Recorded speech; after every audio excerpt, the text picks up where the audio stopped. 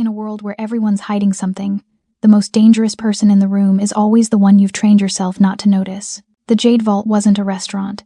It was theater disguised as fine dining, where senators buried scandals under truffle risotto and CEOs negotiated hostile takeovers between courses of Kobe beef. Men like Kang Jae-sung came here to pretend the bodies buried under their empires had turned to dust long ago. He sat beneath crystal chandeliers that cast light like liquid gold, his Patek Philippe catching the glow, his jaw carved from stone and centuries of controlled rage. To the world scrolling past his name on business magazines, he was the investment genius who turned Seoul's underground into Manhattan real estate. To those who whispered his real name, the Raven, he was still the ghost of Gangnam.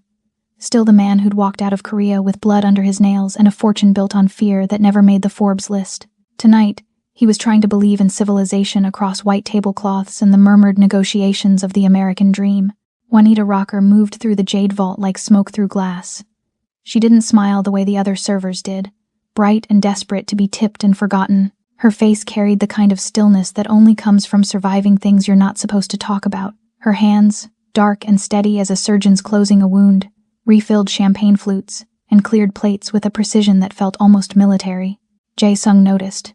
He told himself he shouldn't have, but there was something in the way she mapped the room.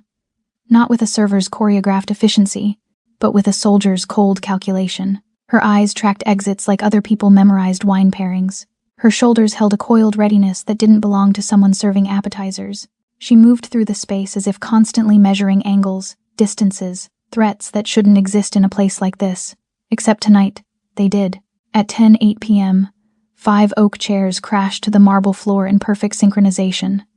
By 10:09, the metallic shing of drawn blades cut through Vivaldi and small talk. The sanctuary of luxury became a confined killing floor, and the only thing standing between a mafia boss and a very public execution was a woman no one had bothered to truly see. But to understand how a waitress became the only reason Kang Jae-sung lived to see another sunrise, you need to know that Juanita Rocker wasn't born in the back rooms of New York restaurants. She was forged somewhere the government doesn't admit exists, in the kind of black site facilities where they send people who are too good at killing to ever live normal lives again, where your past gets erased and your future becomes a weapon. And Jae-sung, the Raven of Seoul, he'd spent 15 years believing money and fear made him untouchable. Tonight, 5 operatives from the Dragon's Claw triad, men with specialized training and a blood debt older than his American empire, were about to teach him the difference between feared and invincible. Welcome back, my beautiful souls and kindred spirits. Before we dive in, go ahead and subscribe, like, and drop a comment telling me where you're watching from. It genuinely warms my heart to see our little family of story lovers stretching across the world. Every click, every share, every bit of love you give helps us keep uncovering these unforgettable tales together. So find your quiet corner, get comfortable, and let me take you somewhere you've never been before. The crystal didn't shatter, it exploded. One moment, the Jade Vault hummed with the low frequency of wealth and whispered deals. The next, the world became edges and violence wrapped in the metallic taste of adrenaline. Juanita's body reacted before her mind could interfere. The sharp bite of danger hit her senses familiar, almost nostalgic, and her center of gravity dropped low as chaos bloomed around her like a deadly, perfect flower. 5 men in tactical black, weapons drawn with the confidence of those who'd killed before and expected it to be easy, poured through the room with military precision. Every instinct Juanita had spent 3 years burying came screaming back to life. But these weren't amateurs storming a restaurant, and the man they'd come to kill wasn't cowering. Jae-sung moved like violence poured into a tailored suit. The first operative lunged, and Jae-sung's hand shot out faster than a man wearing cufflinks should move, catching the attacker's wrist and twisting with brutal efficiency. Bone cracked like a gunshot. The blade clattered across marble. Jae-sung drove his knee into the man's ribs, then his elbow into his throat.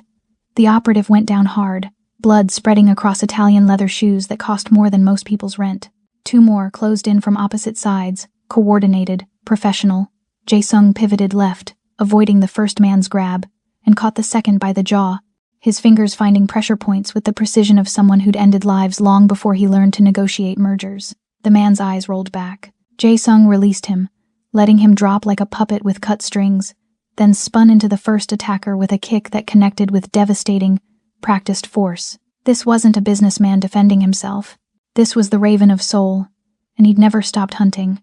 But the remaining 2 had flanked him perfectly, blades raised, patient and deadly, waiting for the kill shot. Juanita moved.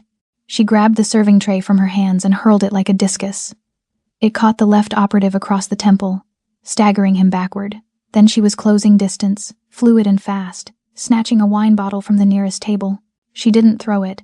She smashed it against the bar's edge in one smooth motion and drove the jagged glass into the second man's weapon hand. He screamed. The blade fell. She swept his legs with a kick that belonged in a dojo, not a dining room, and he crashed into a table that splintered under his weight like kindling. The last man standing swung his weapon toward her. Jae-sung was already there, catching the blade mid-swing and twisting it upward as it discharged not a gun, but close enough. He drove his forehead into the man's face, a vicious headbutt that shattered cartilage, then ripped the weapon free and used it as a club, bringing it down on the operative's skull with brutal finality. Silence fell like a curtain dropping on a violent play. 5 bodies lay broken across the floor. Jae-sung stood among them, chest heaving, suit torn at the shoulder, a thin line of blood trickling from his hairline down his temple. He looked like a god of war dressed for a shareholder meeting, and Juanita stood frozen across from him, realizing with cold clarity that she hadn't saved him at all. He'd been managing just fine. Their eyes met across the wreckage, across overturned chairs and spilled wine that looked too much like blood. His gaze was dark, burning, something in it that made her breath catch in her throat. Not gratitude, not relief. Something hungrier, something far more dangerous. "You fight well," he said, voice rough with adrenaline and something else. "But you hesitated. That last man, you left him for me." Juanita opened her mouth, closed it. She had hesitated, just for a fraction of a second. Her body had recognized him as something equal, not someone who needed saving, but someone who'd already saved himself. Jae-sung stepped over bodies like they were furniture, moving toward her with predatory focus. Blood stained his expensive cufflinks. His jaw was set. He looked magnificent and terrifying and utterly, dangerously alive. "Who are you?" Not a question. A demand. "Someone who should have stayed invisible," Juanita said quietly. Too late for that. He was close now. Close enough that she could smell sandalwood cologne mixed with gunpowder and violence. Close enough to see the way his pulse beat in his throat. "You move like a soldier, fight like a trained operative, but you serve drinks in my restaurant." "Your restaurant? I own this place. Own most of the block." His eyes never left hers. "Which means you work for me. And you just killed men in my establishment without permission." The air between them crackled with something electric and impossible to name. Juanita should run, should disappear into the New York night and never look back. But something held her in place, the way he looked at her, like she was a puzzle he intended to solve with his bare hands if necessary. Sirens wailed in the distance, growing closer. "The police are coming," Juanita said, voice steadier than she felt. "You need a story. I have one. Self-defense. 5 armed assailants attempted murder. Civilian casualties avoided thanks to alert staff." He tilted his head, studying her. "But you won't be here for it, will you? You'll vanish, because women like you don't talk to police." He knew. Somehow he knew. Juanita took a step back. Jae-sung matched it forward. "Stay," he said. Simple, commanding. The voice of a man who'd built an empire on being obeyed. "I don't take orders. Then take advice." His gaze intensified. "The dragon's claw sent these men. They know about you now, about what you can do. That makes you valuable, or a liability." He paused. "I'm offering protection. I don't need it. Everyone needs something." He raised his hand slowly, deliberately, and wiped a speck of blood from her cheekbone with his thumb. The touch was electric. Intimate, possessive, even ghosts. Juanita's breath stuttered. His hand lingered at her jaw, warm and solid and dangerous, and for one impossible moment, she wanted to lean into it, wanted to let someone else carry the weight she'd been dragging alone for 3 years. Then reason returned. She stepped back, breaking contact. "This was a mistake," she whispered. "No." Jae-sung's voice was certain. Final. This was fate. Juanita turned and ran, disappearing through the kitchen exit before he could stop her, before her treacherous body could betray her further. But she felt his gaze on her back the entire way. Hot, possessive, inevitable.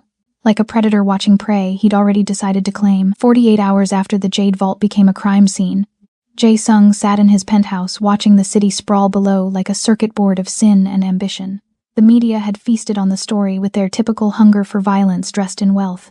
Billionaire investor survives brutal assassination attempt. 5 attackers dead. Heroic self-defense. His lawyers had crafted the narrative with surgical precision, turning carnage into a triumph of justice. But Jae-sung wasn't thinking about optics or public perception or the carefully orchestrated press conference his team had staged. He was thinking about her, Juanita Rocker. The name felt like a lie sitting on his tongue, artificial and constructed. Everything about her was carefully built fiction, and he'd confirmed that within 6 hours of her disappearance. No employment history before 2019. No paper trail leading backward into a past that should exist for every American citizen. No digital footprint beyond the ghost-thin identity of a woman who served drinks and collected tips and vanished into the margins of a city too busy to notice. She was smoke wearing a uniform, moving through his world like she had every right to be invisible. He'd spent 2 days tracking her, using resources that could find anyone, anywhere.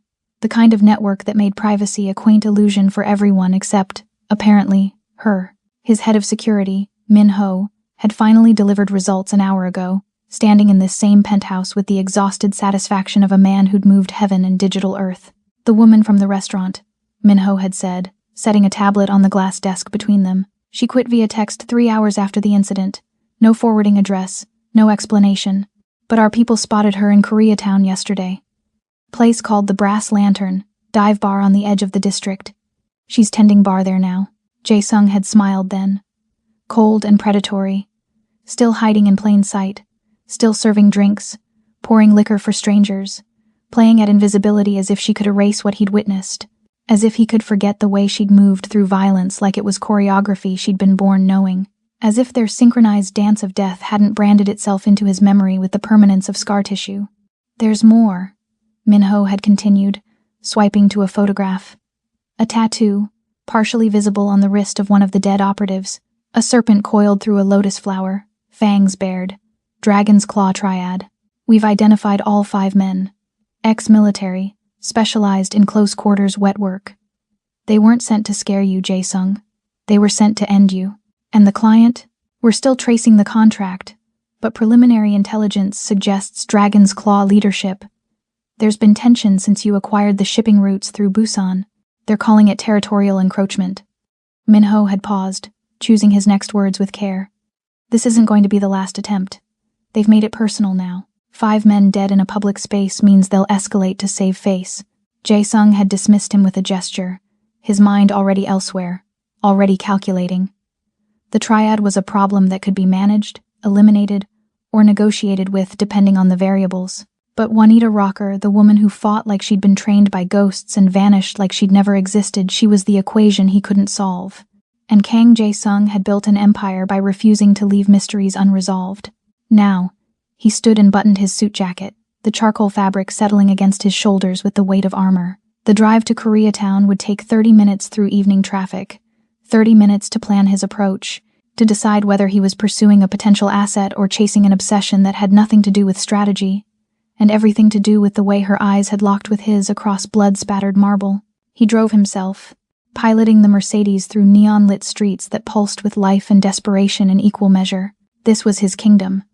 Not the boardrooms where men pretended violence was a metaphor, but these streets where power spoke in languages the city's elite pretended not to understand. Korean script glowed on storefronts, restaurants steamed with the scent of home cooking, and small shops sold dreams to immigrants who traded one struggle for another, believing American soil would make the weight easier to carry. The Brass Lantern occupied a corner lot, its flickering neon sign half dead, the L and the completely dark. Inside, the air smelled like stale beer and cigarette smoke that had seeped into the walls over decades. A handful of regulars hunched over drinks at the bar, nursing wounds that had nothing to do with physical violence and everything to do with surviving in a city that ate the weak. And behind the bar, moving with that same hypnotic grace that had first caught his attention, was Juanita. She looked up when he entered, their eyes locking across the smoky, dim interior. And Jae-sung felt it again, that electric jolt of recognition, of 2 predators sizing each other up, deciding whether to fight or something far more dangerous. She didn't look surprised, just resigned, like she'd been expecting him, like she'd known the moment she'd revealed herself that invisibility was no longer an option. He crossed the room in measured strides and sat at the bar. The wood was scarred and sticky, decades of spilled drinks creating a topography of forgotten nights. She approached slowly, cautiously, like someone approaching a caged animal that might or might not still be restrained. "Whiskey," he said, his voice cutting through the low murmur of the bar's other patrons.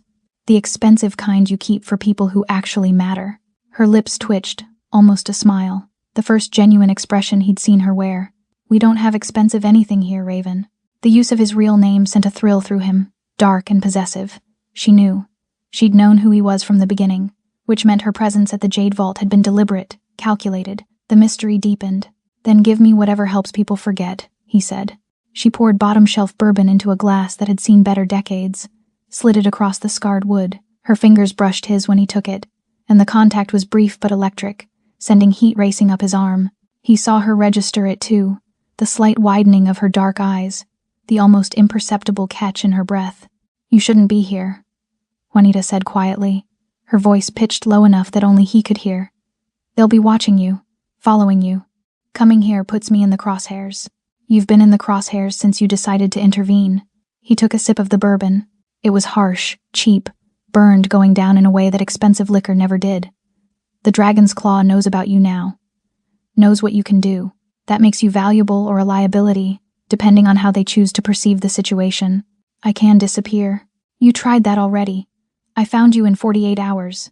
He leaned forward, elbows on the bar, closing the distance between them. "How long do you think it'll take trained operatives with a vendetta and unlimited resources?" She was silent, her jaw tight, her hands gripping the edge of the bar with enough force that her knuckles went lighter beneath her brown skin. He could see the war playing out behind her eyes, the calculation, the risk assessment, the stubborn pride that wanted to refuse his help simply because accepting it meant admitting vulnerability. "What do you want?" she finally asked. "The truth. Who you are. Why you were at the Jade Vault that night. How a woman serving drinks moves like a trained killer." He paused, letting the questions hang in the smoke-filled air. "And then I want you to work for me. I don't work for people like you." "People like me?" His smile was cold, dangerous. "You don't even know what kind of person I am. I know enough. I know you've built an empire on fear and violence, and money laundered through legitimate businesses. I know the Raven of Soul has a body count that would make most serial killers look like amateurs. I know you're exactly the kind of man I spent 3 years trying to escape." Her voice was steady, but he heard the tremor underneath, the exhaustion of a woman who'd been running too long. "And yet you saved my life." That was instinct, muscle memory. It didn't mean anything. It meant everything. He stood, moving around the bar with deliberate intent, invading her space until they were separated by inches instead of the wooden barrier. She didn't back away, didn't flinch, just tilted her chin up to hold his gaze. Defiant, magnificent. "The Dragon's Claw came for me, and you revealed yourself to keep me alive. That makes you involved whether you want to be or not. They'll come for you now, to eliminate a witness, to tie up loose ends, to send a message about what happens to people who interfere in triad business. Then I'll handle it. Alone? Running from city to city, bar to bar, always looking over your shoulder, waiting for the knife you don't see coming?" He raised his hand, slowly, giving her time to pull away, and brushed his thumb across her cheekbone. Her skin was warm, soft, and he felt her shiver under the touch.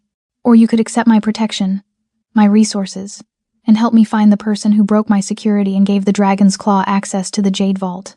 You think it was an inside job? I know it was. That restaurant is a fortress. 5 men with specialized weapons don't just walk in without help." His hand slid from her cheek to the curve of her jaw, tilting her face toward his. "Someone in my organization betrayed me. Someone close enough to know my schedule, my security protocols, my blind spots. I need someone I can trust to help me find them." "You don't trust me." "No," he admitted, his voice dropping to barely above a whisper. "But I trust that you want to survive. And right now, our survival is linked. Help me find the traitor. Eliminate the triad threat. And then you can disappear again.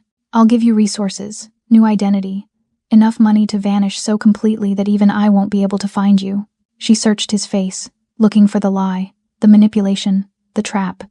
He let her look, kept his expression open, honest in a way he rarely allowed himself to be, because the truth was more complicated than a simple business transaction. The truth was that he'd been obsessed with her since she'd vanished into the night, that he dreamed about the way she'd moved through violence with deadly grace, that he wanted to unravel every secret she was hiding and claim them all for himself. "And what happens after we find your traitor?" she asked. "Then we're even. You saved my life. I'll give you yours back." "Just like that? Just like that." Another lie. Because he knew with bone-deep certainty that he would never let her go, but she didn't need to know that yet. First, he needed her cooperation, her skills, her presence in his life for long enough that she'd stop seeing him as the enemy and start seeing him as something far more dangerous, a partner. Juanita exhaled slowly, and he watched the decision crystallize in her eyes. I don't work for you. We're partners, equals. I lead the investigation into your security breach, and you provide resources and protection. When it's done, we walk away clean. Agreed. He extended his hand, formal, businesslike, sealing the deal. She took it, her palm warm against his, her grip firm and strong. The handshake lasted longer than it should have, both of them holding on, feeling the current of something unspoken and inevitable running between them. My car's outside, he said. We start tonight. She nodded, untying her apron and tossing it onto the bar. As they walked toward the exit, side by side, Jae-sung felt the first stirrings of something he hadn't experienced in years. Not just desire, though that was certainly present, burning in his veins like liquid fire, but something deeper, more complex. The sense that this woman, this ghost who fought like a demon and vanished like smoke, might be the only person in the world capable of understanding the darkness he carried, and that made her either his salvation or his destruction. He was looking forward to finding out which. The safe house existed in the kind of neighborhood where people learned not to ask questions. Tucked between a Korean bathhouse and a storage facility in Flushing, the building's exterior suggested abandonment, graffitied walls, boarded windows, the aesthetic of urban decay. But the moment Jae-sung's palm touched the biometric scanner hidden behind a loose brick, everything transformed. The steel door that looked rusted was military grade. The interior was pristine, minimalist, luxury wrapped in cutting-edge security. Juanita stepped inside and felt the weight of surveillance settling over her skin like a second layer of clothing. Cameras in the corners, motion sensors disguised as smoke detectors, bulletproof glass on windows that appeared normal from outside. This wasn't a safe house. It was a fortress designed to look like nothing worth noticing. You built this? She asked, her voice echoing in the stark white entrance hall. I own 17 properties like this across the city. Places to disappear when disappearing becomes necessary. Jae-sung moved past her, his presence filling the space with controlled energy. He shrugged off his suit jacket, draping it across a chair that probably cost more than her monthly rent at the apartment she'd abandoned 3 cities ago. Beneath the jacket, his dress shirt clung to shoulders that spoke of discipline and violence kept leashed. The bedroom's upstairs, bathrooms stocked. You'll find clothes in the closet, various sizes. Help yourself. Clothes? You'll be staying here. Safer than a hotel, more secure than any place you could rent on short notice. He moved to a console embedded in the wall, his fingers dancing across a holographic interface. Screens materialized in the air, displaying security feeds, financial data, encrypted communications. We have work to do. Juanita should have argued, should have insisted on maintaining separation, but exhaustion was a weight pressing down on her bones. She'd been running for 3 years, sleeping light, always ready to move. The promise of safety, even temporary, was a temptation she couldn't quite resist. I need to see your security protocols, she said instead of arguing. Access logs, personnel files, financial records for anyone with clearance to the Jade Vault's upper floors. Already pulled them. He gestured to one of the floating screens. Everything's here. But first, I need to know what I'm working with. Your skill set, your background. Why a woman who moves like a trained operative was serving drinks in my restaurant? Does it matter? It matters if I'm trusting you with information that could destroy me.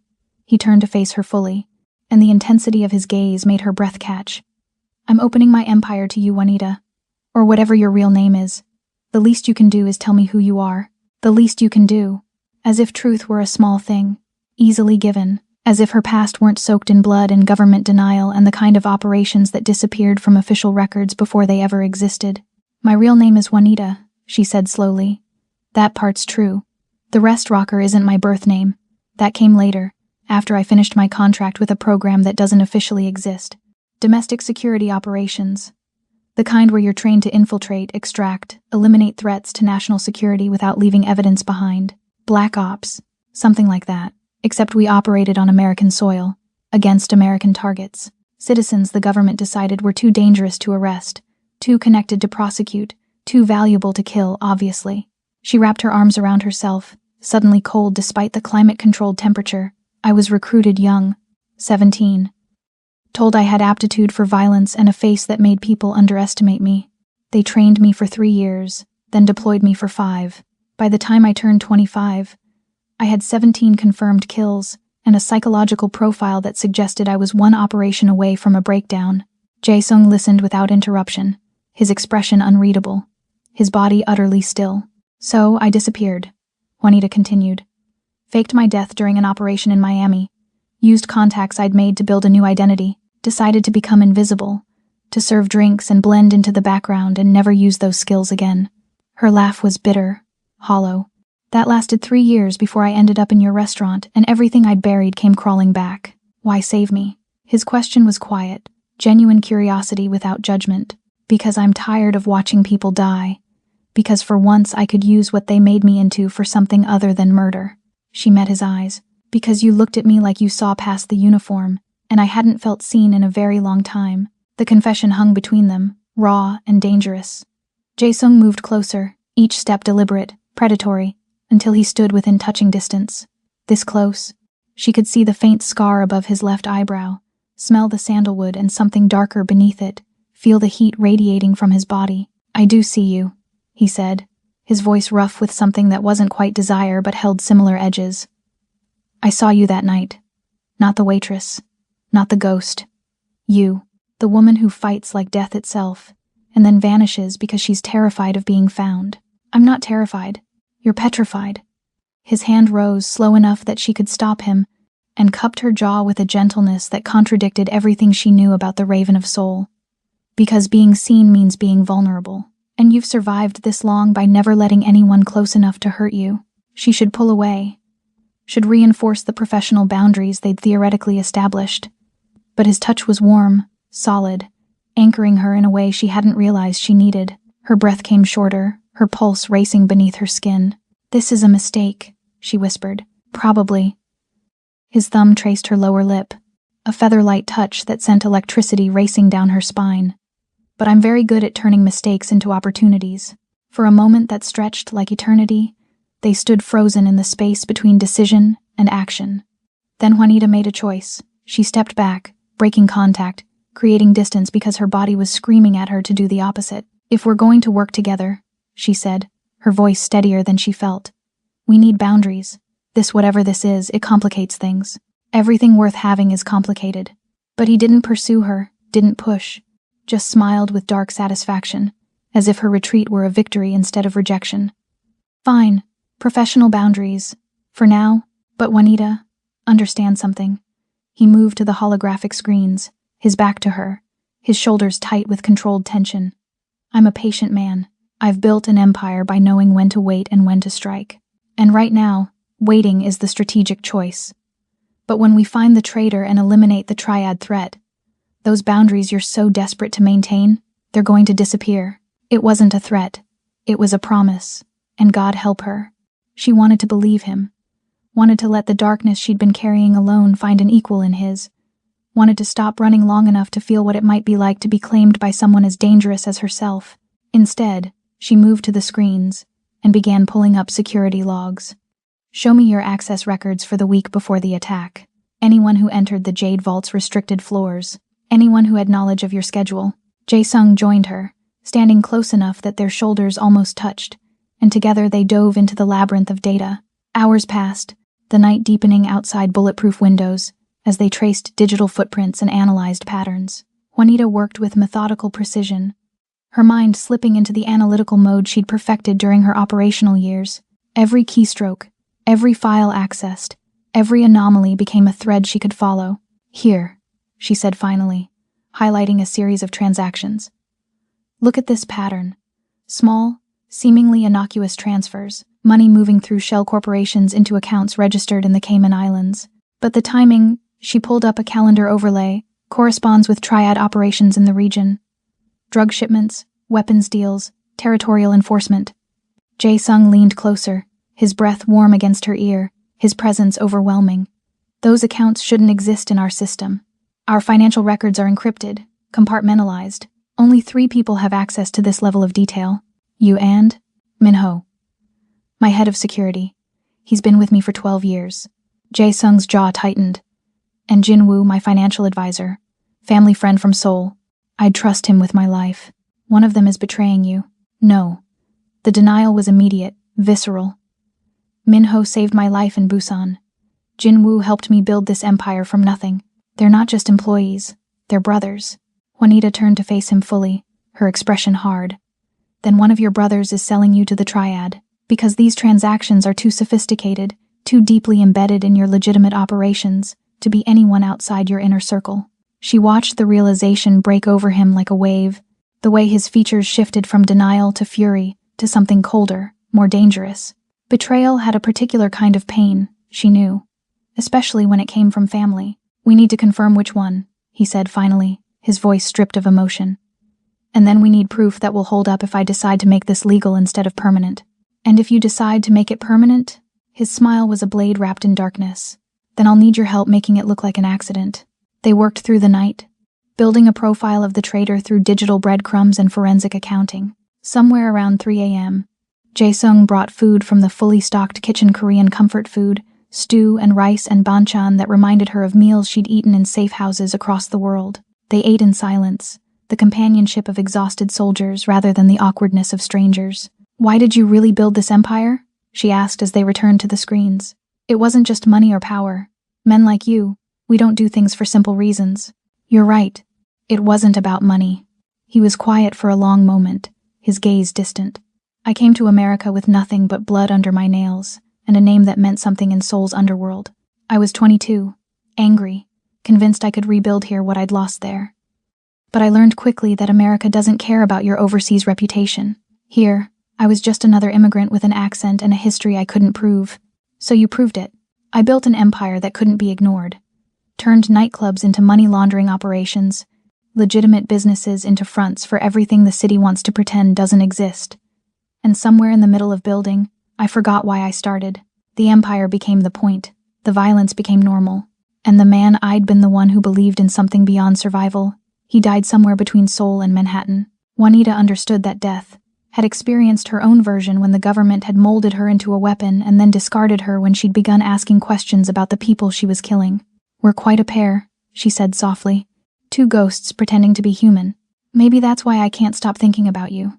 He turned to her, and in the blue glow of the holographic screens, he looked like something carved from shadows and desire. Because you're the first person I've met who might understand what it's like to carry this weight. Understanding doesn't make it lighter. No, but it makes it less lonely. The confession settled between them, heavy and intimate, and Juanita realized they'd crossed some invisible line without meaning to.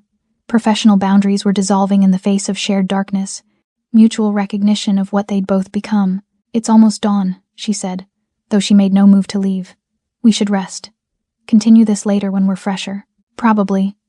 But neither of them moved, both caught in the magnetic pull of proximity and exhaustion, and something far more dangerous than simple attraction. Finally, Jae-sung stepped back, breaking the spell.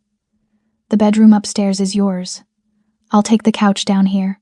We'll resume in the afternoon after we've both slept.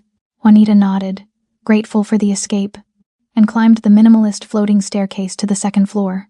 The bedroom was exactly what she expected. Clean lines, expensive sheets, more luxury disguised as simplicity. She should have been too wired to sleep, her mind still racing with data and possibilities.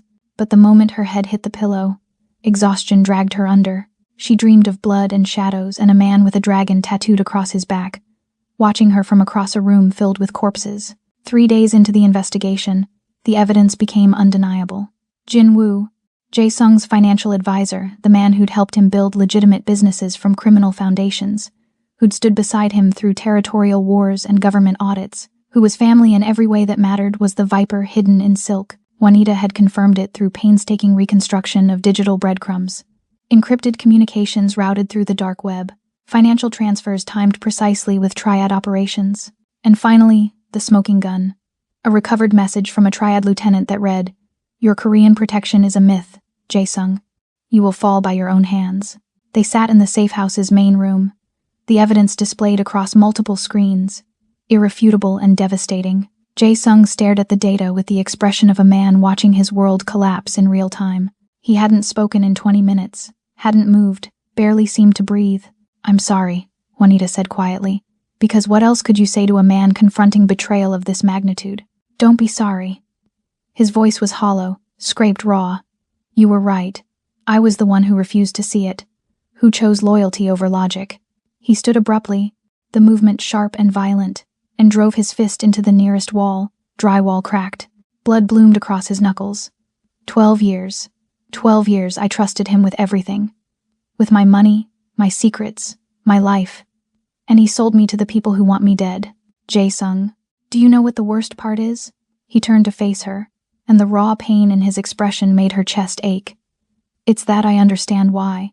Jin-woo lost his brother in the territorial war with the Triad 3 years ago, a casualty of my expansion into their territory. I told him it was necessary, that his brother's death bought us leverage. That sacrifice was the price of empire, and he smiled and nodded, and helped me consolidate power while he plotted my destruction. He made a choice, a wrong one. But that's on him, not you, is it? His laugh was bitter, broken. I built this empire on blood and fear. I made decisions that destroyed families, ended lives, created enemies who'll never forgive or forget. Jin-woo's betrayal is just the bill coming due for all the violence I pretended was justified.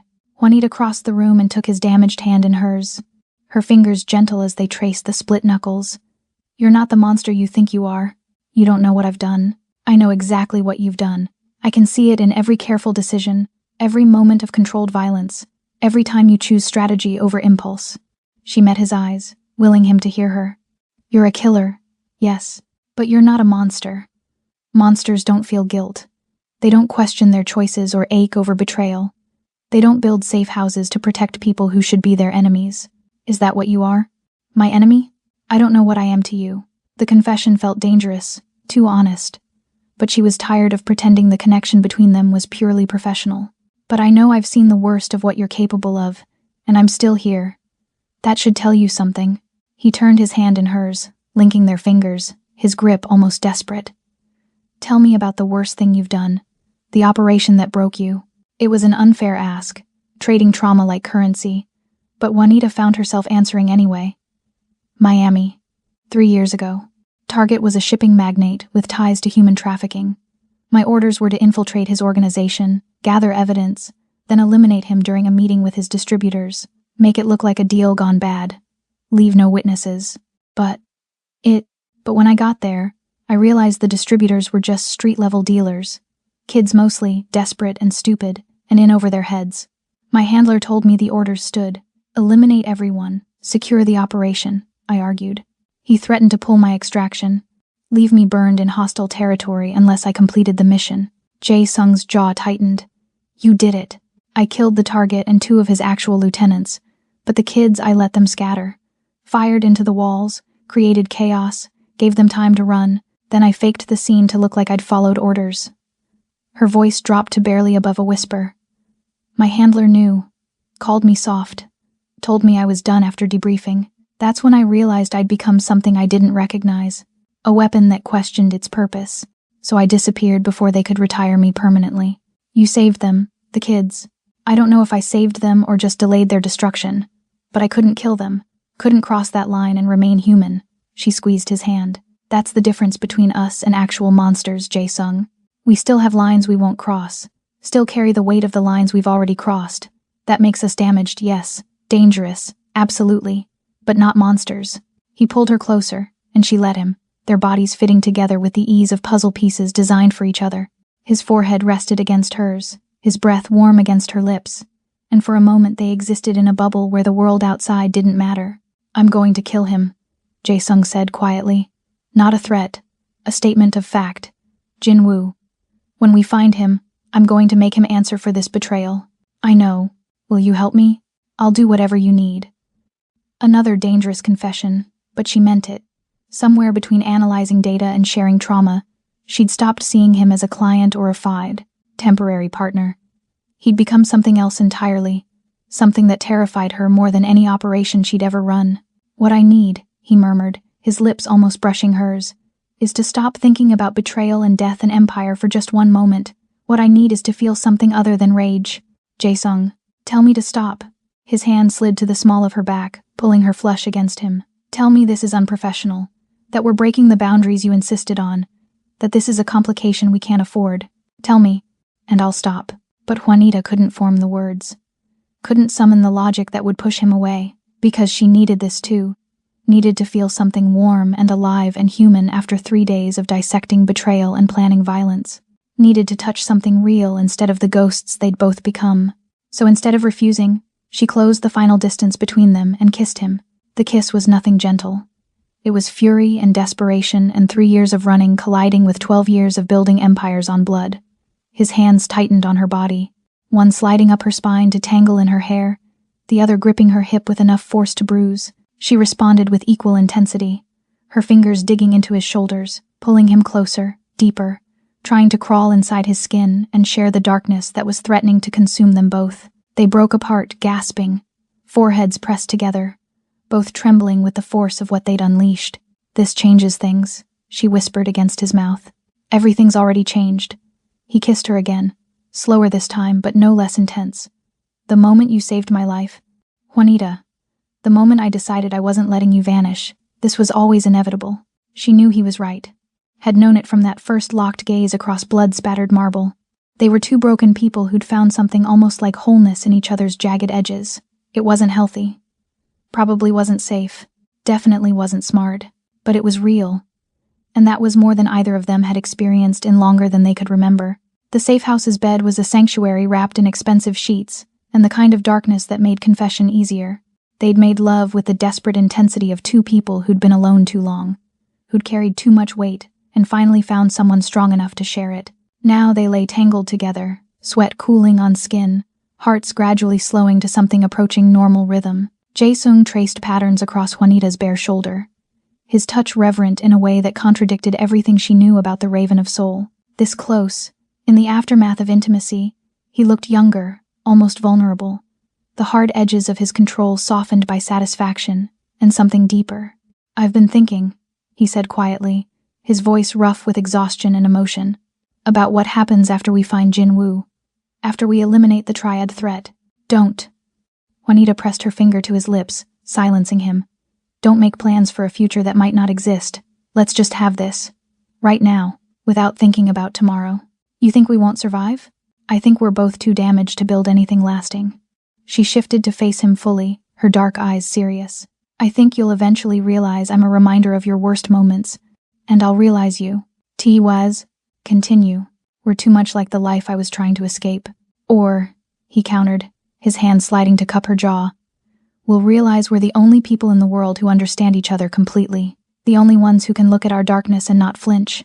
Before she could respond, his phone shattered the intimacy with a harsh vibration against the nightstand.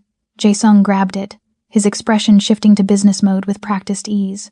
"Min-ho," he said, answering. Then his entire body went rigid. "When? Are you certain?" A pause. "No, don't approach him. I'm coming in." He ended the call and was out of bed immediately, reaching for his clothes with military efficiency. Jin-woo's disappeared. Min-ho went to his apartment for a scheduled briefing and found it abandoned, but he left something behind. A message addressed to me. Juanita was already dressing, her body moving on autopilot. Could be a trap. Almost certainly is. He pulled on his shirt, his movements sharp with controlled fury. "Which is why you're coming with me. I need your eyes on this." They arrived at Jae-sung's headquarters, a legitimate investment firm occupying 3 floors of a Manhattan high-rise 20 minutes later. Min-ho met them in Jae-sung's private office, his expression grim. He was a compact man in his 40s, scarred and efficient, with the look of someone who'd seen violence and learned to speak its language fluently. "It was sealed with your private cipher," Min-ho said, handing Jae-sung a heavy envelope. "Security footage shows Jin-woo entering his apartment 2 days ago but never leaving. We think he used the maintenance tunnels to disappear." Jae-sung opened the envelope with careful precision. Inside was a single sheet of paper with an address in Brooklyn and a message written in Korean. Juanita couldn't read the characters, but she saw the way Jae-sung's face drained of color. "What does it say?" she asked. "Come face the consequence of your choices, brother. The dragon awaits in the place where your empire was born. Come alone, or watch your city burn." Jae-sung's voice was hollow, mechanically reading a script that had already been written. "It's the warehouse where I processed my first shipment into American ports, where I built the foundation of everything I own. It's an ambush," Juanita said flatly. "He's luring you into triad territory with enough firepower to end you permanently." "I know." But Jae-sung was already pulling up blueprints of the warehouse on his office computer, analyzing entry points and sightlines with the focus of a man planning war, which is why I'm bringing a small team. Elite operators. We go in prepared for the worst. No. Juanita moved between him and the screen, forcing him to look at her. You go in and you're playing into exactly what they want. You take a team and you start a war that'll spill into the streets and get civilians killed. There's a better way. I'm listening. She pulled up her own encrypted connection, bypassed his security with ease that made Minho tense, and brought up a completely different set of schematics. We don't go in like warriors. We go in like ghosts. I have contacts, people who owe me favors from my operational days. We can position tactical support in the shadows, invisible until needed. You walk in like they expect, arrogant and alone. But you won't be. That's suicide. It's strategy. She leaned across the desk, her voice intense. You want Jinwoo to confess? To give you the information you need about Triad leadership structure before you end him? Then you need him confident. Thinking he's won. The moment you show up with obvious backup, he'll detonate whatever trap he's prepared and we'll get nothing. Minho looked between them, his expression skeptical. And who is this woman you're trusting with your life? Jae-sung? She appears at the restaurant, coincidentally skilled enough to save you. Now she's running operations from your private office? She's with me, Jae-sung said simply. That's all you need to know. With all due respect, that's not enough. Not when your life's on the line. Juanita understood the security chief's suspicion. In his position, she'd be asking the same questions. My name is Juanita Rocker. I'm former covert operations, domestic security. I've been off the grid for 3 years. Your boss and I have a mutual interest in seeing the Dragon's Claw eliminated and his traitor exposed. That's the extent of our relationship. Liar, her heart whispered. But her face remained impassive. Minho studied her for a long moment, then nodded slowly. If Jae-sung trusts you, that's enough for me. But understand this if you're playing him. If this turns out to be a deeper deception, there's nowhere you can run that I won't find you. Noted. She turned back to Jae-sung. We have maybe 12 hours before Jinwoo decides you're not coming and triggers whatever backup plan he has. I need to make calls, coordinate positioning, ensure we have medical support standing by. You need to prepare yourself mentally for whatever he's going to say. I'm ready. No, you're not. She touched his arm, the gesture brief but laden with meaning. Jinwoo is going to say things designed to hurt you, to make you understand his betrayal was your fault, to plant doubt and guilt and make you hesitate when you need to act. You need to armor yourself against that now. Jae-sung's jaw tightened, but he nodded. Set it up. Whatever you need. You have my complete authorization.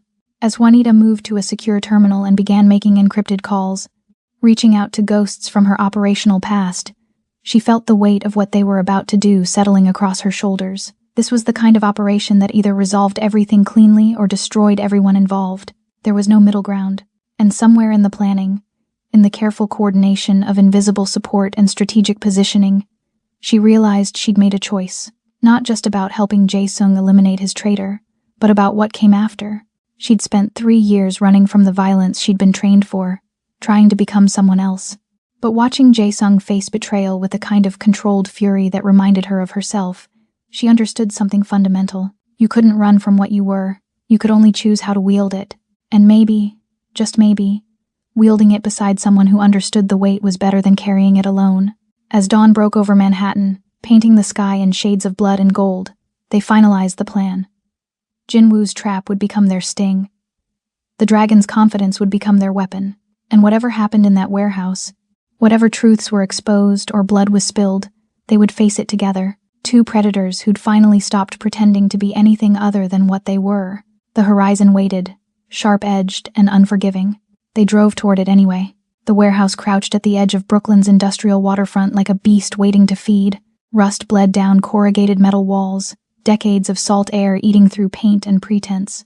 This was where Jae-sung's empire had been born 15 years ago, where containers filled with goods that would never appear on customs documents had first touched American soil, where he'd proven himself worthy of fear and respect in equal measure.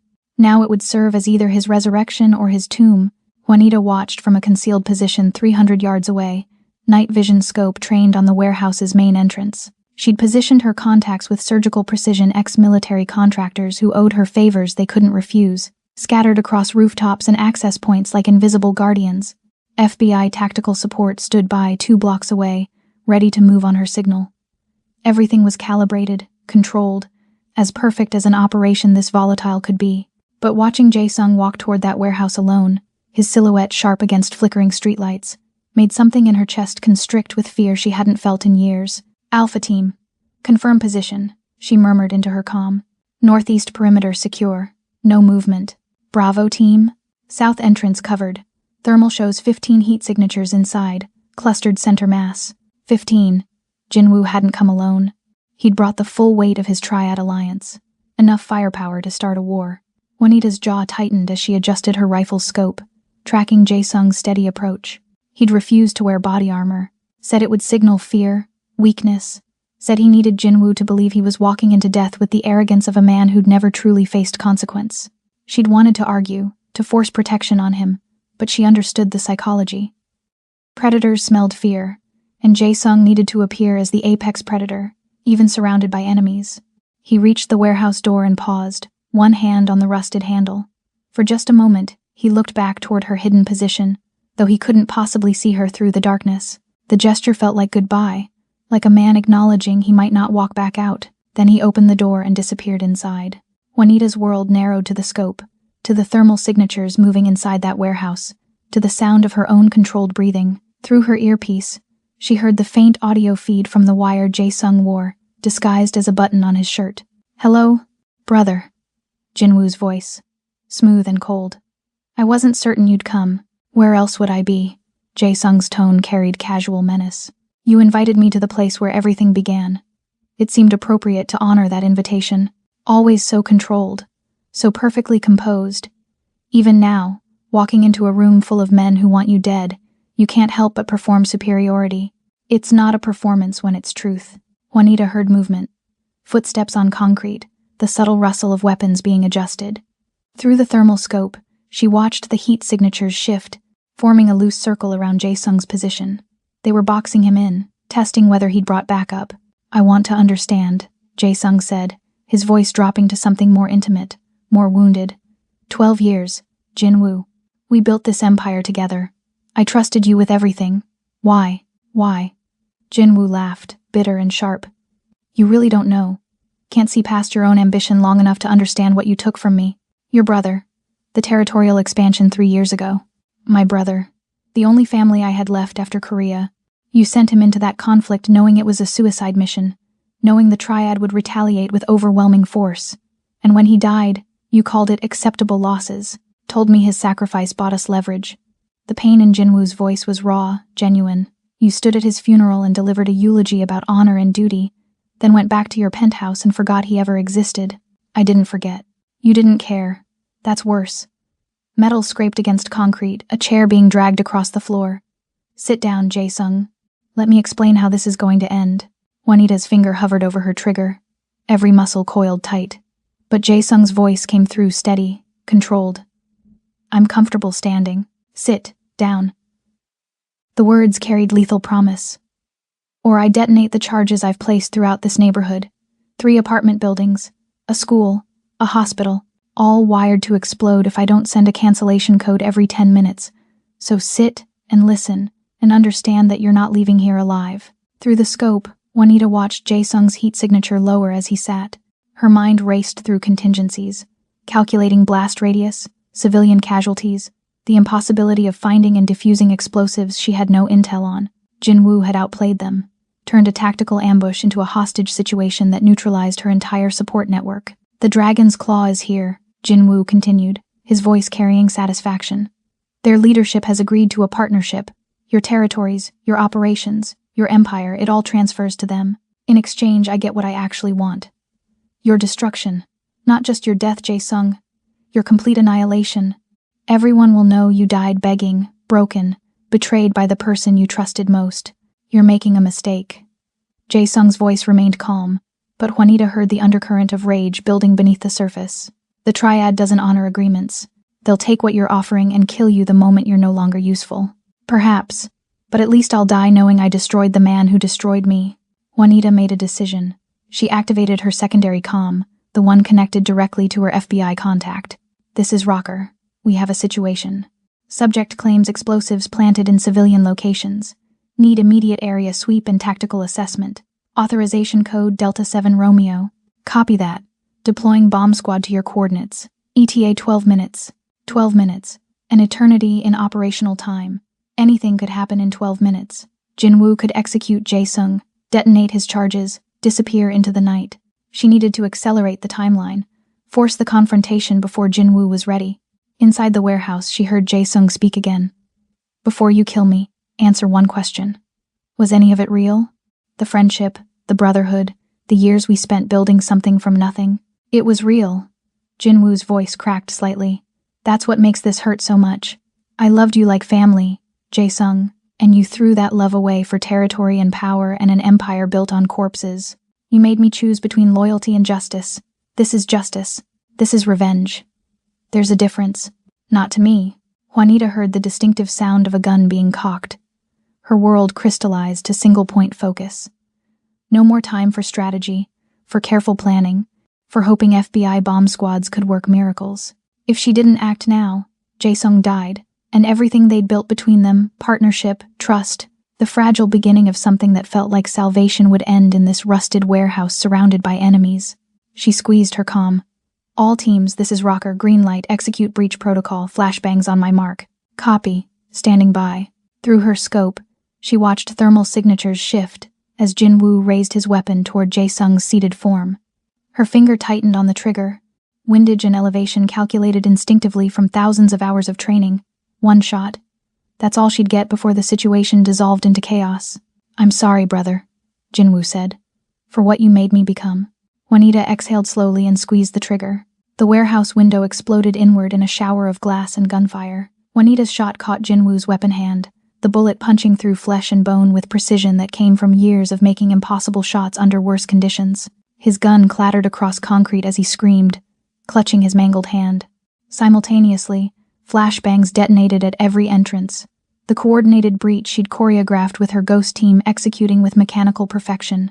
The warehouse transformed into strobing, chaos, light and sound and smoke, and the sharp crack of tactical operators moving through confusion like it was their natural element. Jae-sung moved instantly, years of survival instinct overriding shock.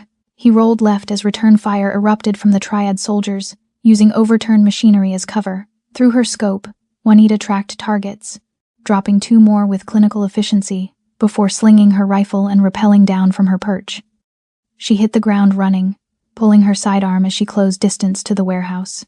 Inside was controlled chaos. Her contracted operators moved with the fluid efficiency of professional soldiers, neutralizing Triad members with non-lethal takedowns, rubber bullets, tasers, pain compliance holds that incapacitated without killing. This wasn't a massacre. It was an arrest operation disguised as a firefight, because Juanita had lied to Jae-sung about one critical element of the plan. She reached Jinwoo, where he'd collapsed against a support beam, cradling his destroyed hand. Blood spread across concrete beneath him, not enough to be fatal but sufficient to keep him stationary. His eyes widened as she approached, recognition flickering through pain-induced haze. You, he gasped. You're with him? Not exactly. Juanita crouched, keeping her weapon trained on his center mass. FBI Organized Crime Division sends their regards. Jinwoo, you're under arrest for conspiracy to commit murder, racketeering, and about 15 other charges I don't have time to enumerate. The warehouse's chaos was subsiding as her operators secured the Triad soldiers. Red and blue lights strobed through blown-out windows as FBI tactical units poured in, flooding the space with federal authority. This wasn't a gang war ending in blood. It was a calculated sting operation that she'd been orchestrating for 4 months, using the Jade Vault attack as the catalyst that finally gave her enough evidence to move. Where's Jae-sung? She demanded, scanning the warehouse. Here. His voice came from behind her, rough with adrenaline and something darker. Right here, wondering when you were going to mention you'd been working with federal agents this entire time.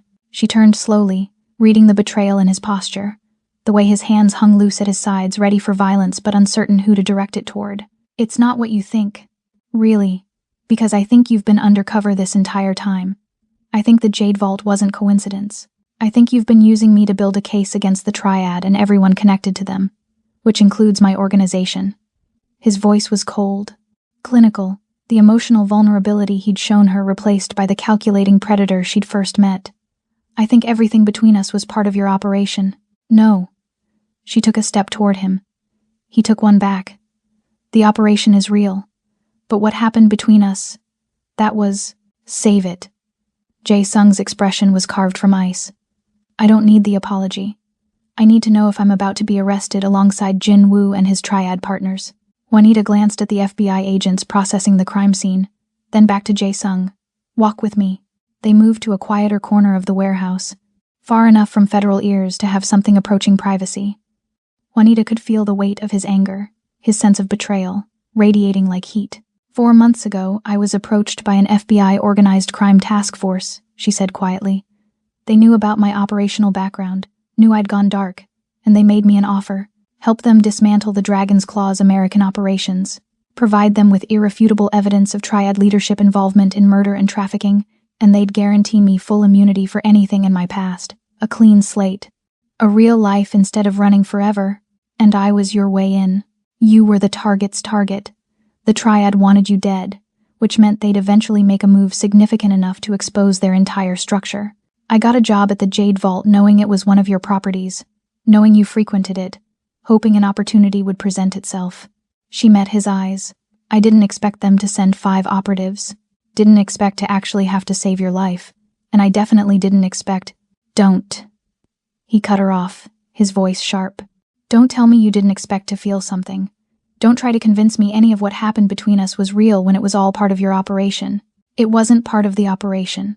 She grabbed his arm, forcing him to look at her. Yes, I was working with the FBI. Yes, I used the Triad's obsession with destroying you to gather evidence. But what I felt, what we became to each other that was never part of the plan. That was me being stupid and reckless and falling for someone I had no business wanting. How convenient. The undercover agent falls for her mark. That's not a story, Juanita. That's a cliché. It's the truth. She released him, suddenly exhausted. And if you can't see that, if you honestly believe I would share what I shared with you, tell you things I've never told anyone, let you see the worst parts of who I am, all as part of some elaborate deception, then you don't know me at all. Jae Sung was silent for a long moment, his expression unreadable. Around them, FBI agents were loading Jinwoo and the Triad soldiers into transport vehicles. The warehouse that had witnessed the birth of his empire was becoming the scene of its partial dismantling. What happens now? He finally asked. Jinwoo and the Triad leadership go to federal prison for the rest of their lives. Your organization. She paused, choosing words carefully. My case was never about you. The FBI wanted the Triad. They got the Triad. As far as federal law enforcement is concerned, you're a legitimate businessman who was the target of an assassination attempt, not a suspect. You protected me. I protected us. She stepped closer, close enough to see the war playing out behind his eyes. I could have built a case that implicated you. Lord knows there's enough evidence if I'd wanted to look. But I didn't want to. I wanted you safe, free, alive. I wanted us to have a chance at something that wasn't built on violence and running, by lying to me, by making impossible choices in an impossible situation. Her voice broke slightly. I'm not asking you to forgive me, Jae Sung. I know betrayal when I'm looking at it, even when the betrayal comes wrapped in good intentions. I'm just asking you to understand why. An FBI agent approached, tactical vest marked with official insignia. Miss Rocker, we need your statement. And Mr. Kang, we'll need yours as well for the official record. Juanita nodded. Give us 5 minutes. The agent retreated. In the space he left behind, silence stretched between them like a chasm too wide to cross. Finally, Jae Sung spoke, his voice stripped of emotion. When this is done, when you've given your statements and closed your case and collected your immunity, I don't want to see you again. The words hit like physical blows, but Juanita forced herself to remain standing, to meet his eyes without flinching. Understood. Everything we had, everything I thought we were building, it's over. You made your choice when you decided lying was acceptable. I'm making mine now. I know. He turned to leave, then paused, looking back over his shoulder. For what it's worth, I believe you. I believe you fell for me despite the operation. I believe what we had was real. His smile was broken, sad, but I also believe that doesn't matter. Real or not, we were built on deception, and I've learned the hard way that foundations made of lies always crumble eventually. Then he walked away, toward FBI agents and official statements and a future that didn't include her. Juanita stood alone in the warehouse, surrounded by the evidence of her successful operation, and felt like she'd lost everything that actually mattered. The FBI debriefing took 6 hours. Juanita sat in a sterile interrogation room painted institutional beige, recounting every detail of the operation with clinical precision. Her handler, Special Agent Morrison, recorded everything with the satisfaction of someone who'd just closed a case that would define his career. "Outstanding work, Rocker," he said as they concluded. "The Triad leadership is in custody. We've seized enough assets to cripple their American operations for a decade, and we've got testimony from Jin Woo that'll put them away permanently. This is exactly what we hoped for when we brought you in. Glad I could help." Her voice was hollow, mechanical. Morrison studied her. "You all right? You did good here. Saved lives, ended a major criminal operation, kept a gang war from spilling into the streets. That's worth celebrating." "Sure." She stood, gathering the few personal items she'd brought. "My immunity paperwork? Being processed now. You'll have official documentation within 48 hours. Clean slate, just like we promised." He extended his hand. "You ever want to come back, work with us officially, you've got an open invitation." Juanita shook his hand without enthusiasm. "I'll keep that in mind." She left the FBI field office as dawn was breaking over Manhattan, painting the sky in shades of gold and rose that felt obscene compared to the darkness she carried inside.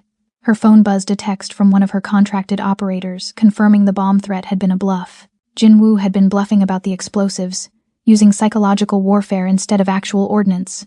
Smart, cruel, exactly the kind of move Jae-sung would have respected if it hadn't been aimed at his destruction. Jae-sung. Just thinking his name created an ache in her chest that had nothing to do with physical injury and everything to do with the way he'd looked at her in that warehouse like she was a stranger wearing the face of someone he'd trusted. She'd saved his life, protected his empire, ensured he walked away from federal investigation without charges, and in doing so, she destroyed the fragile beginning of something that could have been salvation for them both. Her phone rang. Unknown number. She almost didn't answer, but operational instinct made her pick up. "Juanita." His voice sent electricity down her spine. "We need to talk. I thought you never wanted to see me again." "I don't." A pause. "But there's something you need to know before you disappear. Meet me at the safe house in 1 hour. Come alone." He ended the call before she could respond. Juanita stood on the street corner, watching early morning commuters flow past like water around stone, and made a decision. One last meeting. One final conversation. Then she'd do what she'd always done best. Disappear so completely that even her memories would eventually fade to nothing. The safe house looked different in morning light, less fortress and more simply empty. She found Jae-sung in the main room, standing before the holographic screens they'd used to track Jin Woo's betrayal. He'd changed clothes, the blood-spattered shirt replaced by casual wear that made him look younger, less like the Raven of Soul and more like a man caught between identities. "Thank you for coming," he said without turning around. "You said there was something I needed to know.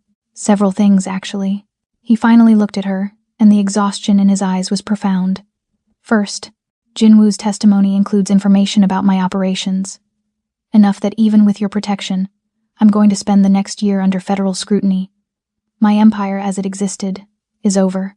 The FBI might not charge me, but they'll dismantle everything I built piece by piece, until all that's left is the legitimate businesses and a reputation too damaged to rebuild. I'm sorry. Don't be. It's what I deserve." He moved closer, close enough that she could smell sandalwood and exhaustion. "Second thing, I was wrong. What I said in the warehouse about you lying, about us being built on deception. I was hurt and angry and lashing out at the only person who didn't deserve it." Juanita's breath caught. "Jae-sung, let me finish." His hand reached out, hesitated, then touched her face with heartbreaking gentleness. "You made impossible choices in an impossible situation. You protected me when you could have destroyed me. You risked your operation, your immunity, maybe your life, to keep me safe. That's not betrayal. That's love disguised as duty. I still lied to you, and I've built my entire life on lies. Who am I to judge?" His smile was sad. "And self-aware? We're both broken people who found something almost whole in each other. The fact that we got there through deception doesn't make it less real, just more complicated." "What are you saying?" "I'm saying that the man I was, the Raven of Soul, the empire builder, the killer hiding behind legitimate business, he's dead. Jin Woo killed him when he proved that everything I'd built could be destroyed by someone I loved." He pulled her closer, until their foreheads touched, until she could feel his breath against her lips. "But maybe that death is freedom. Maybe it's a chance to become someone who doesn't need empire or fear or power to feel whole. Someone who could build a life with a woman who understands darkness because she carries her own." "Jae-sung, I'm not. You're scared. I know. I'm terrified too. But we've survived everything else by being brave when being smart would have meant running. So be brave with me one more time. Come with me. Leave this city that knows us as ghosts and killers. Start somewhere new where we can be whoever we choose. Juanita wanted to say yes. Wanted to sink into the promise he was offering, the fantasy of redemption and second chances. But reality crashed against desire like waves against stone. I can't, she whispered. I've spent 3 years trying to become someone other than a weapon, and I just spent 4 months being exactly that weapon for a different master. I don't know who I am anymore, Jae-sung, and until I figure that out, I can't be what you need. You're exactly what I need. No, I'm what you want. There's a difference. She stepped back, breaking contact because staying close made rational thought impossible. You need time to grieve the empire you lost, to figure out who Jae-sung is without the Raven. And I need time to decide if I'm capable of being something other than the weapon they made me into. Maybe when we've done that work separately, independently, we can find each other again and see if what we feel survives reality. And if it doesn't, then at least we'll know we tried on our own terms instead of clinging to each other because we're both afraid of being alone. Jae-sung was silent, processing, calculating whether to push or accept her logic. Finally, he nodded. How long? I don't know. 6 months? A year? However long it takes for us to become people who can build something lasting, instead of 2 broken survivors holding each other together through sheer will. That's a long time. It's necessary. She allowed herself one last touch, fingers tracing his jaw, memorizing the angles of his face. You saved me when you saw me that night at the Jade Vault, saw me completely and didn't turn away. That's worth protecting. Worth waiting for. Worth becoming the best versions of ourselves so we don't destroy it with our damage. He caught her hand, pressed his lips to her palm in a gesture of farewell and promise combined. Where will you go? Somewhere quiet. Somewhere I can think without running. She smiled, fragile and genuine. What about you? Japan, maybe. My mother's family has property in Kyoto. Somewhere I can remember who I was before soul and violence and empire. His grip tightened. I'll find you when I'm ready. When I'm whole enough to deserve what you're offering. I'll be waiting. They stood together in the morning light streaming through bulletproof windows. 2 predators learning to be human. 2 weapons discovering they could choose a different purpose. Then Juanita pulled away, walked to the door, and forced herself to leave without looking back, because looking back would have shattered her resolve completely. 6 months later, Juanita stood on a balcony overlooking the Pacific Ocean, watching waves crash against California coastline with hypnotic rhythm. She'd chosen Santa Barbara for her exile, far enough from New York to feel like escape, close enough to familiar territory that she didn't feel completely unmoored. She'd bought a small house with money from her FBI immunity agreement, something modest and hers, the first space she'd owned in over a decade. The work of becoming human again had been harder than any operation she'd run. Therapy with a specialist who understood operational trauma, long days of hiking in silence and learning to be alone without being lonely. Reading books that had nothing to do with tactics or survival, cooking meals that weren't just fuel, building a life that wasn't defined by running or hiding or waiting for the next threat. It wasn't perfect. Some nights she still woke, gasping, caught in nightmares of blood and missions gone wrong. Some days the absence of purpose felt like drowning, but slowly, painfully, she was discovering a version of herself that existed separate from violence.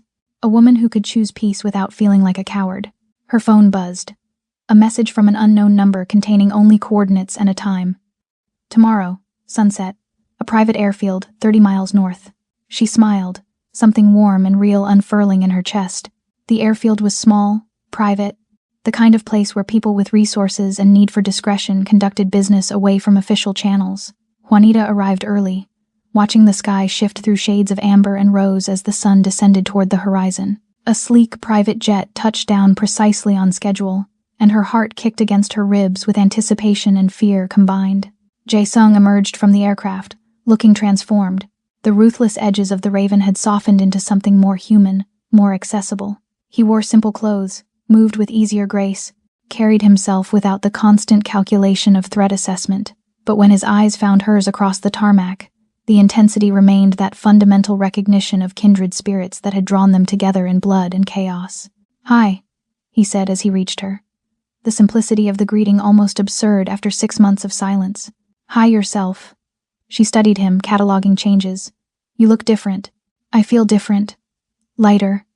Like I've finally stopped carrying weight I was never meant to hold." He smiled, and it reached his eyes in a way it never had before. Japan was good, quiet, gave me time to remember what it felt like to be just a man instead of an empire. And I like being just a man, especially if that man gets to build a life with a woman who understands why empire was so seductive in the first place. Juanita felt tears prick her eyes, sudden and unexpected. I've missed you.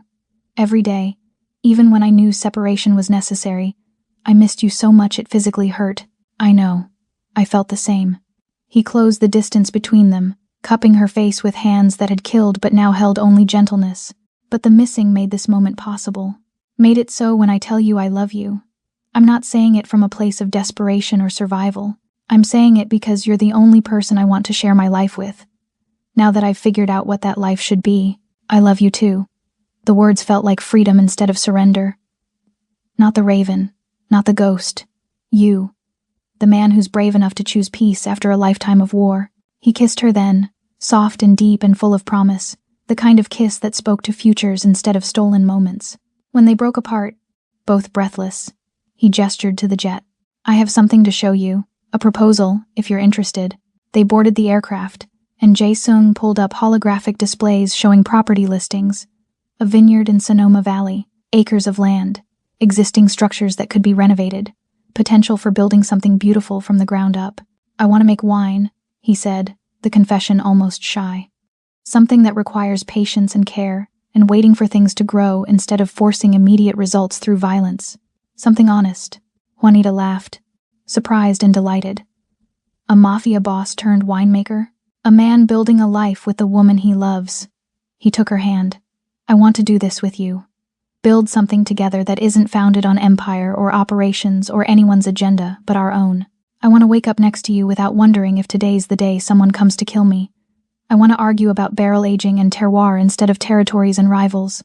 I want boring and peaceful and real. That sounds perfect. She squeezed his fingers. Absolutely perfect. They flew north as the sun set, painting the sky in shades of blood and gold that no longer felt ominous, just beautiful. Below, California stretched out like a promised land that had seen violence but could host redemption just as easily. Land where two people who'd been weapons could learn to be gardeners instead. Do you think we'll ever completely escape what we were? Juanita asked quietly. No, Jae-sung said honestly. I think we'll always carry the scars, always have skills we wish we'd never learned, always understand darkness in ways most people can't, but maybe that's okay. Maybe being honest about our damage is better than pretending we're innocent. Two predators who chose to stop hunting, two people who finally found home in each other. The jet soared over vineyard country, chasing the horizon toward a future they'd build together. Not perfect, not innocent, but theirs, chosen deliberately instead of forced by circumstance. They'd survived empire and betrayal and operations that should have destroyed them. They'd learned to be honest about their darkness, and brave enough to seek light anyway. And maybe, in a world that demanded you be either weapon or victim, choosing to be human was the most radical act of all. Juanita leaned her head against Jae-sung's shoulder, feeling his arm wrap around her with possession that felt like safety instead of control. Outside the window, the horizon stretched infinite and waiting. They were flying toward it together, finally running toward something instead of away. That had to count for everything. So tell me, beautiful souls, what did you think? Did this story of broken people finding wholeness in each other's darkness touch something deep inside you? Did you feel the weight of their choices, the heat of their attraction, the impossible beauty of two predators choosing peace? Drop a comment and let me know which moment made your heart race. Was it the restaurant massacre? The betrayal? That first kiss in the safe house? Or maybe it was the ending, watching them fly toward redemption together.